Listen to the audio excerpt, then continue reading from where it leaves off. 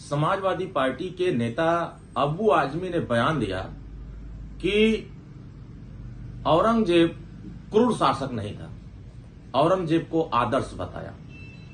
Samajwadi party किस विचारधारा के साथ जा रही है, यह देश को समझना पड़ेगा। भारत की सनातन संस्कृति, भारत की सभ्यता और भारत की विरासत इस बात को जानती है कि सबसे ज्यादा अगर क्रूर शासक कोई था तो औरंगजेब था। हमारे हिंदुओं के तमाम मंदिरों को तोड़ने का काम औरंगजेब ने अपने शासन में कराया।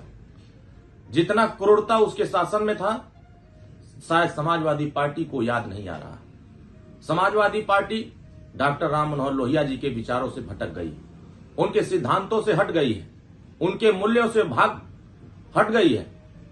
लेकिन ये बात स्पष्ट हो गया है कि समाजवादी पार्टी जिसको महान बता रही है, औरंगजेब को महान बता रही है, कि भारत की विरासत औरंगजेब को कभी विरासत के रूप में उसको महान नहीं बता सकती। ये बात स्पष्ट हो गया कि समाजवादी पार्टी के नेता, समाजवादी पार्टी की विचारधारा किस दिशा में जा रही है।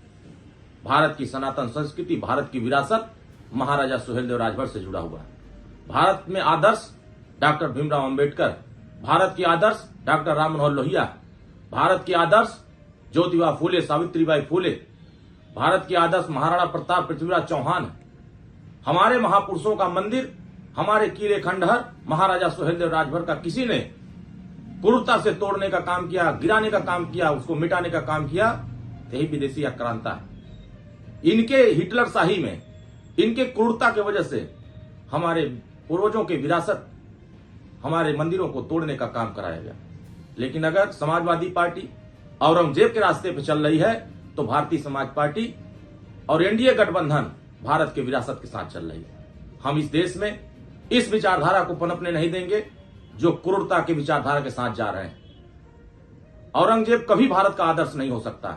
अगर आदर्श कोई होगा तो डॉक्टर राम मनोहर लोहिया, महाराजा सुहेलदेव राजभर, भगवान श्री राम जी आदर्श हो सकते हैं, पृथ्वीराज चौहान हो सकते हैं, ज्योतिबा फूले, सावित्रीबाई फूले, डॉक्टर भीमराव अंबेडकर, ये हमारे आदर्श हो सकते हैं। तो स्पष्ट हो गया कि सनातन संस्कृति, भारत की विरासत को किस दिशा में समाजवादी पार्टी लेके जाना चाहती है। तो ऐसे क्रूर आक्रांता को अगर समाजवादी पार्टी ने महान बताया है तो बताए कि राम मनोहर लोहिया के आदर्शों पर क्यों भटक गए हैं, राम मनोहर लोहिया के विचारों से क्यों भाग रहे हैं, उनके मूल्यों को क्यों भूल गए। इसका मतलब समाजवादी पार्टी अब दिशा से भटक गई है।